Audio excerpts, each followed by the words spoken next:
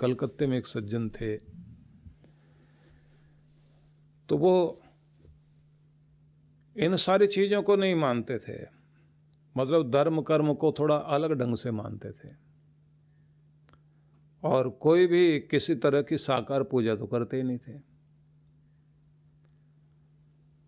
तो उनके घर में कुछ समस्याएं शुरू हो गई, कलह कलेश, दरिद्रता, घाटे बहुत सारे शुरू हो गए। और उसके बाद जैसे वो बता रहे थे कि घर में खून के छींटे पड़ते थे, और कभी किसी कपड़े में आग लग जाए। अब वो बहुत अधिक परेशान हो गए, घर के लोग भी परेशान हो गए कि क्या किया जाए। अब उनके सामने बहुत सारे झाड़ फूंक वाले बुलाए गए, उनको उन्होंने उल्टा सीधा बोल के भगा दिया। बोले इनको सबको मैं जानता हूँ, ये कौन लोग हैं। साल्ट लेक में उनका घर था, कलकत्ते में। तो बोले मैं इस तरह की मूर्खताओं में नहीं पड़ूंगा। किसी ने उनसे कहा कि आप फिर कोई यज्ञ करा लीजिए। तो बोले यज्ञ भी ये लोग जो करते हैं, जैसे मंत्र बोलते हैं, वो मंत्र भी आचार्यों के बनाए हुए मंत्र हैं। तो किसी ने कहा कि नहीं, वैदिक मंत्रों से करेंगे। तो उसने कहा कि मेरे पिताजी वेदों का पाठ सुना करते थे, तो कोई ऐसा पंडित मिल जाए जो चारों वेदों का हवन करे, तब तो मैं मानूं। और बड़ी कृपा रही प्रभु की कि उनको इस तरह के अच्छे विद्वान पंडित मिल गए, और उन्होंने जो है उनको 21 दिन का पहले बोला था कि होगा यज्ञ होगा, लेकिन महीनों लग गए, महीनों तक यज्ञ चला।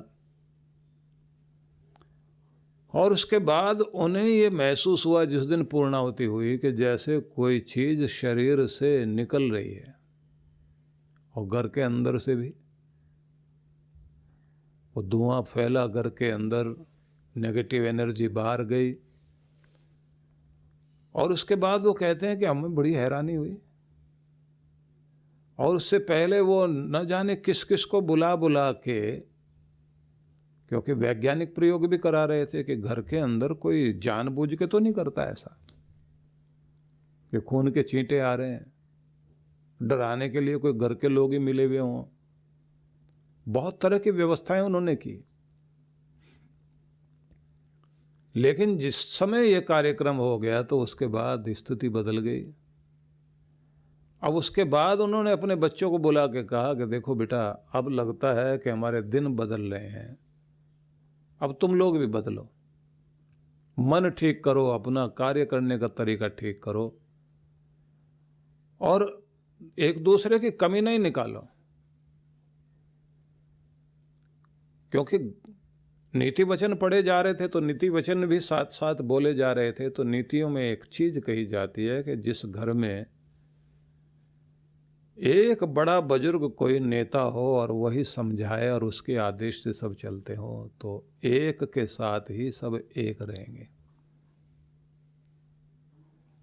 और अगर सब अपने अपने घर में चलाने लग गए तो घर तो एक नहीं रहेगा, टूटेगा जरूर। कुल का विखंडन ही अखंडता बनती है एक से, और विखंडन होता है अनेक विचार, अनेक मनमानी, अनेक तरह से अपनी मर्जी पूरी करनी। सारा घर जुड़ गया उनका, बच्चे सारे भाई लोग मिल के काम करेंगे, और भगवान की कृपा हुई, दुनिया ही बदल गई। लेकिन मैं आपको ये बताना चाहता हूं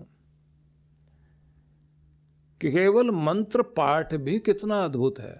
दक्षिण भारत में तो मंत्र पाठ करने के लिए दक्षिण परंपरा अलग ही है। वेदों का, मंत्रों का पाठ करने वाले जो लोग बैठते हैं, क्या उन लोगों का उच्चारण होता है।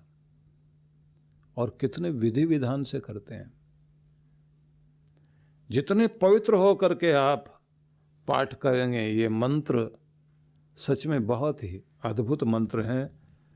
जब आप वेदों को पढ़ते हैं तो पहला वेद जो है वो ऋग्वेद है, और ऋग्वेद का जो पहला मंत्र है वो है अ से शुरू होता है, और जो यजुर्वेद का मंत्र पहला शुरू होता है वो ई से शुरू होता है, अ ई। तो पहला मंत्र है अग्निमीड़े पुरोहितम यज्ञस्य देव मृत्युजम होतारम रत्नदातमम, कि मैं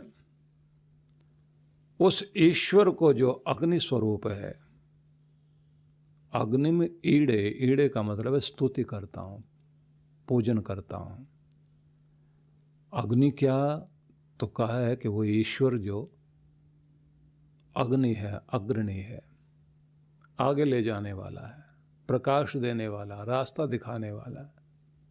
पुरोहितम, और जो पुरोहित है, पुरोहित मतलब जिसके सामने हित ही हित है, जो हमारा सामने हित रखकर जो चले उसको पुरोहित कहा गया। जिसका लक्ष्य ही हित करना है, जिसका स्वभाव ही भला करना है।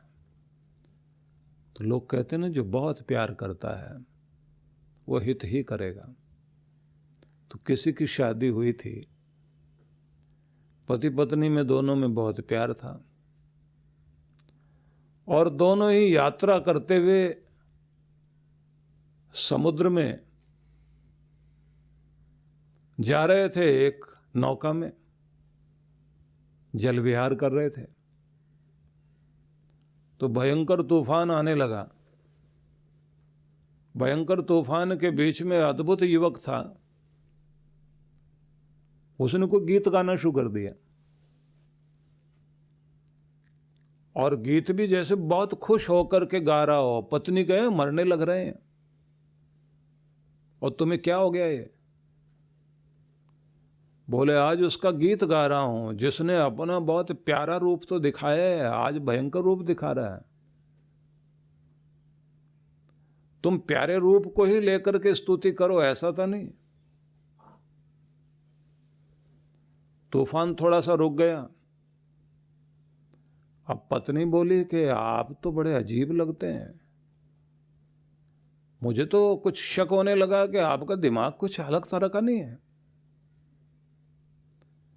दुख के टाइम में सब चिल्ला रहे हैं और आप जो है गीत गा रहे, और वो भी साथ में वो जो नाव चलाने वाले की ढपली पड़ी हुई थी वो उठा के बजाने लग गए। ये रूप तो आपने कभी नहीं दिखाया था। इतना सुनना था।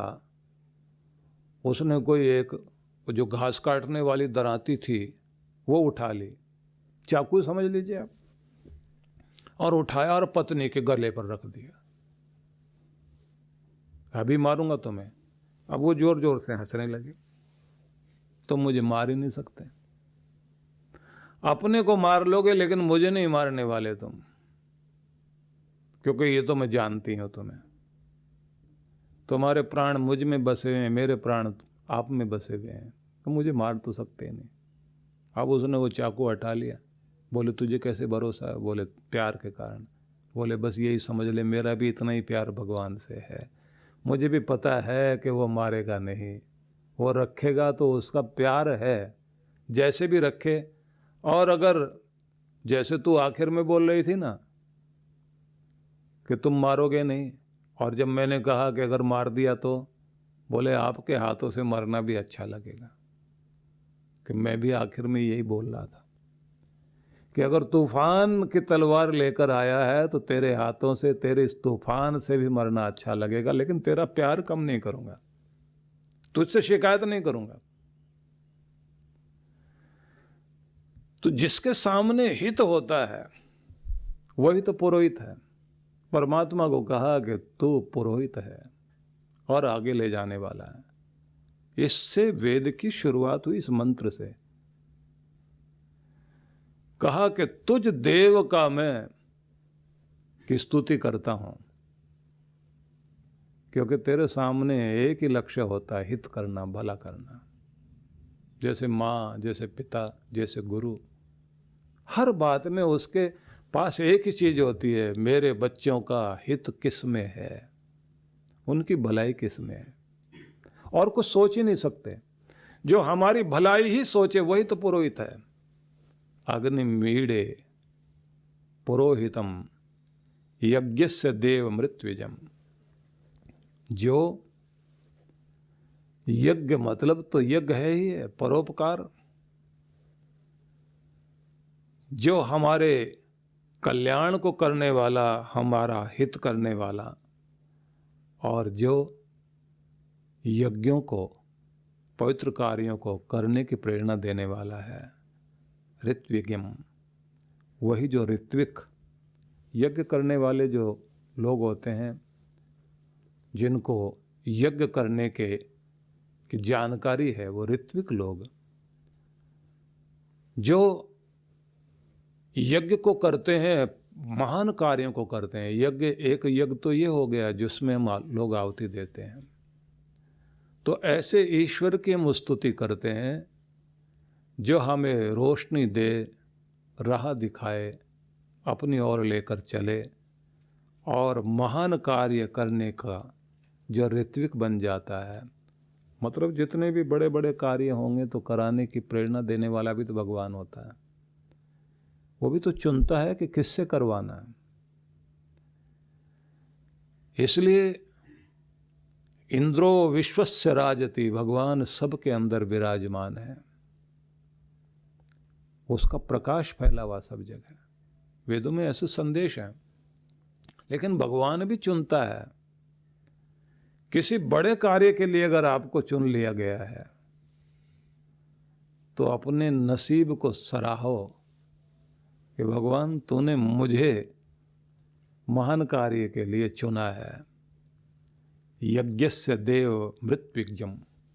तो यहाँ महान यज्ञ कार्य के लिए जो ऋत्विक बनाता है, जो व्यक्ति को महान कार्य करने के लिए प्रेरित करता है कि इसका ऋत्विक तू है।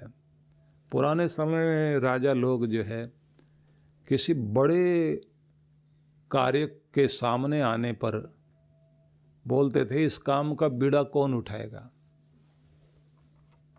तो बीड़ा पान का बीड़ा होता था, वो बादशाहों का जो पान का बीड़ा होता था वो रख दिया गया। कौन बीड़ा उठाएगा। और पान चबाया जाता था तो उसमें बड़े बड़े सरदार, बड़े बड़े जो है योद्धा, महारथी सामने बैठे होते थे कि इस बड़े कार्य का बीड़ा तो मैं लूँगा। तो उसके बाद जाकर के वो सबके बीच में से वो पान का बीड़ा उठाता था, चबाता था और कहता था, मूँछों पे ताव देता हुआ, मैं करूँगा इसको। और उसके बाद जो पूरे देश में उसकी चर्चा होती थी, सब में से एक आदमी आया आगे इस काम का बीड़ा उठाने के लिए। और जब वो पूरा करके आता था, उसके बाद जो फौज उसका गुणगान करती थी, फौज के अपने ढोल ताशे बजते थे, तुरही बजती थी, रणसिंगा बजता था। रणसिंगा होता था जो एकदम ऐसे ऊँट जैसी शक्ल वाला एक साज होता है, अभी भी महाराष्ट्र में बजाते हैं कुछ लोग। और उसे बजाने वाले लोग, जो पुराने वाला रणसिंगा अभी तक के जो मैंने देखे हैं वो तो अलग तरह के। जो पुराना मैंने देखा, उस आदमी के लिए तो ये कहा जाता था कि इसको कम से कम 100-150 ग्राम घी पिलाना। और बड़े तगड़े तगड़े लोग होते थे जो बजाते थे रणसिंगा, और उसी तरह के साज, उसी तरह के ढोल ताशे बजते थे। तो पूरे जगह में शोर शराबा मचे कि एक आदमी ऐसे ने बीड़ा उठाया। तो लोग ये भी कहते थे, बादशाह ने भी किन किन के सामने चुनौती रखी और कौन सा व्यक्ति सामने आया, ये तो अद्भुत व्यक्ति है। तो इसलिए चुनाव करना ये अलग चीज़ है, लेकिन ये बात ध्यान रख लीजिए, आपका भी चुनाव भगवान करता है। आपको चुनकर लेकर आया आपके कुल से, और कहाँ लाकर किस काम के लिए आपको खड़ा कर दिया। कुछ को तो संगति के कारण कोई गलत रास्ते मिल जाया करते हैं, लेकिन महान कार्यों का व्रत लेना और महान कार्यों के लिए अपने आप को तैयार करना, और फिर भगवान से भी प्रार्थना करना कि अगर सच में मैं ही इस कार्य के लिए बना हूं तो फिर तू मुझे बना दे ऋत्विक। तो ऋत्विक यज्ञ का ऋत्विक बनाना, परमात्मा ऋत्विक का कार्य करता है कि ये कार्य मैं तुम्हें देता हूं। देखिए, दुनिया में बड़े बड़े कार्य करने वाले जो लोग ऋत्विक बन करके आए, जिन्होंने महान महान कार्य हाथ में लिए और पूरा किया और जिंदगी लगा दी उस पर।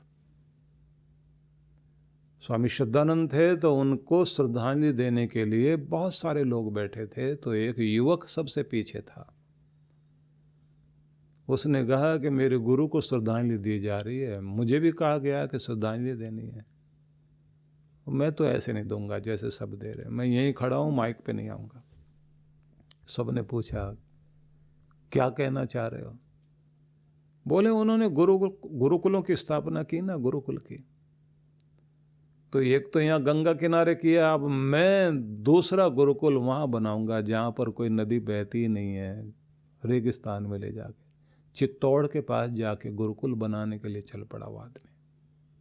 और बोले वहीं श्रद्धांजलि दूंगा, जीवित बना करके दूंगा कि ये श्रद्धांजलि। शब्दों की श्रद्धांजलि देने वाले तो बहुत है। और घर नहीं गया वो, और पैसे है नहीं, बोले आ गया दिमाग में, देगा वो, बनाया उसने।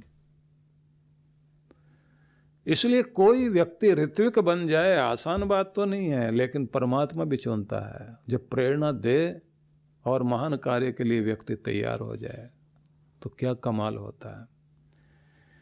इसलिए पहला शब्द अग्नि है वेद का, और दूसरा यजुर्वेद का जो शब्द है वो ईश शब्द है। ईशे त्वा, ऊर्जे त्वा। ईश मतलब वहाँ पर अन्न के बारे में कहा, पहले अग्नि, फिर अन्न, फिर उसके साथ में कहा ऊर्जे त्वा, ऊर्जा। अग्नि भी ऊर्जा देती है और अन्न भी ऊर्जा देता है। तो आपको रास्ता मिले और साथ में मिले ऊर्जा, किस लिए मिले? कर्म करने के लिए। श्रेष्ठतमाय कर्मण, ये भी इसी में आया है, इसी मंत्र में ये भी आया है कि तुम्हें रोशनी देने वाला रास्ता दिखाए और साथ में तुम अन्न आदि के द्वारा अपने आप को सबल करते हुए ऊर्जावान होकर श्रेष्ठतम कर्म करने के लिए अपने कार्य क्षेत्र में उतर आओ। ये भाव है, मंत्र का अर्थ तो करेंगे वो अलग है। इसलिए मैं ये कहना चाहता हूँ कि ये वेद साधारण नहीं है, लेकिन इसमें महत्वपूर्ण बात कही गई है कि अग्नि को अपना प्रकाशक मानो, परमात्मा को जो हमें रास्ता दिखाए। संस्कृत में एक कहावत है, अनायका विनिश्यन्ति नश्यन्ति बहुनायकः। वो भी नष्ट हो जाएंगे जिनका कोई नायक नहीं, नेता नहीं है, और वो भी कहीं के नहीं रहेंगे जिनके नेता ही नेता हों, भाषण करने वाले सारे के सारे और करने वाला कोई भी ना हो। जिनका कोई नेता नहीं और जहाँ अनेक नेता हों उनका कभी भी भला नहीं होगा, और उनका भला होगा जो वेद का एक मंत्र है जिसमें कहा गया वयम राष्ट्रे जागृयाम पुरोहिता। हम राष्ट्र के जागरूक प्रहरी बनकर कार्य करने वाले बने। तो आज का संदेश इतना ही। सद्गुरु श्री सुधांशु जी महाराज द्वारा मानव सेवा को समर्पित संस्था विश्व जागृति मिशन वर्ष 1991 से धर्म, समाज एवं मानवता की सेवा में संलग्न है। यह संस्था 90 मंडलों, सेवा केंद्रों के माध्यम से न केवल भारत अपितु देश के बाहर अनेक देशों में सेवा के कार्य कर रही है। संस्था की स्थापना से लेकर अब तक विगत 30 वर्षों में जहां लोगों को सन्मार्ग पर प्रेरित करने के उद्देश्य से गुरुवर ने 7000 से अधिक प्रवचन दिए हैं, वहीं देश के राज्य की राजधानियों व प्रमुख नगरों में लगभग 40 आश्रम, 25 मंदिर, सत्संग भवन व ध्यान साधना केंद्रों का निर्माण हुआ है। दिल्ली में करुणा सिंधु धर्मार्थ अस्पताल एवं फरीदाबाद के आरोग्य धाम अस्पताल में लाखों जरूरतमंद रोगियों का उपचार व ऑपरेशन किया गया है। अनाथ गरीब बच्चों के लिए सूरत में अनाथाश्रम, दिल्ली एवं कानपुर में गुरुकुल, फरीदाबाद में ज्ञानदीप विद्यालय, मुरादाबाद में सृजन प्राइमरी स्कूल, झारखंड के रुक्का खूंटी गांव में आदिवासी बच्चों के लिए 2 पब्लिक स्कूल समेत दिल्ली में उपदेशक महाविद्यालय भी बनाया गया है। इन शैक्षणिक संस्थाओं में लगभग 2500 बच्चों को शिक्षित व संस्कारित किया जाता है। दिल्ली के आनंदधाम आश्रम में जहां वृद्धाश्रम एवं वानप्रस्थ संचालित हैं, वहीं आश्रम की कामधेनु गौशाला में 125 गौओं की सेवा की जाती है। कामधेनु गौशाला की तरह ही देश के प्रमुख नगरों में 7 अन्य गौशालाएं भी संचालित हैं। साथ ही पूजा पाठ, यज्ञ अनुष्ठान से लोगों में धार्मिक भावना जागृत की जाती है। ओम अग्नये सप्तजिह्वाय स्वाहा, ओम अग्नये हव्यवाहनाय स्वाहा, ओम अग्नये शोधनजाताय स्वाहा। गरीब जरूरतमंद महिलाओं को सक्षम बनाने के लिए जहां कई तरह के प्रशिक्षण दिए जाते हैं, वहीं गरीब कन्याओं के विवाह में सहयोग भी किया जाता है। प्राकृतिक आपदा जैसे कि बाढ़, भूकंप, तूफान आदि में जहां मिशन द्वारा प्रधानमंत्री राहत कोष में सहयोग किया जाता है, वहीं जैसे वर्तमान में चल रही महामारी कोरोना संकट काल में जरूरतमंदों को भोजन, राशन किट व सांसों के संकट से जूझ रहे जरूरतमंद मरीजों को देश विदेश से मंगाकर ऑक्सीजन कंसंट्रेटर बांटे गए। मानव सेवा को ईश्वर भक्ति मानते हुए सेवा परमो धर्म के भाव से विश्व जागृति मिशन के सेवा कार्य निरंतर जारी हैं। आइए मिशन के सेवा पथ पर बढ़ते कदमों में कदम से कदम मिलाकर चलें और मानवता की सेवा में दान सहयोग कर पुण्य के भागीदार बनें।